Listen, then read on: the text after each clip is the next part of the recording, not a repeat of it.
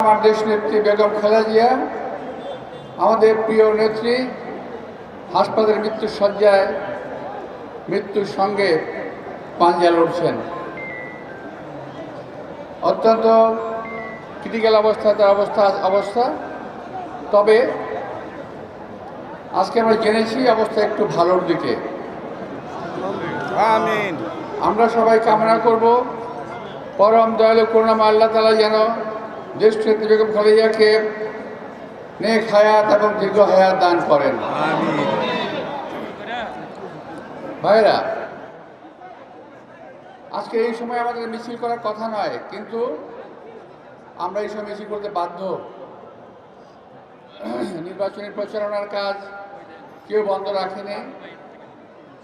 আমাদের কষ্ট করতে হচ্ছে, মনের কষ্ট নিয়ে আজকে আমরা সবাই এখানে আমরা সমাবেত হয়েছি। প্রিয় ভাইরা, এই দেশনেত্রীকে হত্যা করে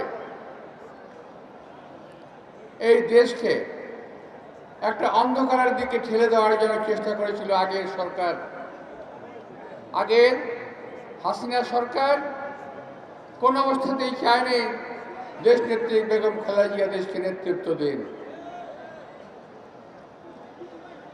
এবং এই কারণে তারা এমন কিছু করেছে যে কারণে আজকে দেশ নেত্রী আমাদের সামনে আসতে পারলেন না। এই নির্বাচনী মিছিলে বরাবর মিটিংয়ে বরাবর দেশ নেত্রী বেগম খালেদা জিয়া উপস্থিত থেকেছেনও, আজকে উনি পারছেন না। আমাদের এই অবস্থায় আজকে নির্বাচন কাজ চালিয়ে যেতে হচ্ছে। ইনশাআল্লাহ আমরা নির্বাচন কাজ চালিয়ে যাব। আল্লাহর রহমতে দেশ নেত্রী বেগম খালেদা জিয়াও সুস্থ হয়ে আমাদের মাঝে ফিরে আসবেন, এটি আমরা কামনা করি। ভাইরা, এই দেশকে নিয়ে একটা চক্রান্ত হচ্ছে। এই চক্রান্ত নতুন করে চক্রান্ত নয়। 1971 সাল থেকে এই বাংলাদেশকে নিয়ে চক্রান্ত শুরু হয়েছে, যা আজও শেষ হয় নাই।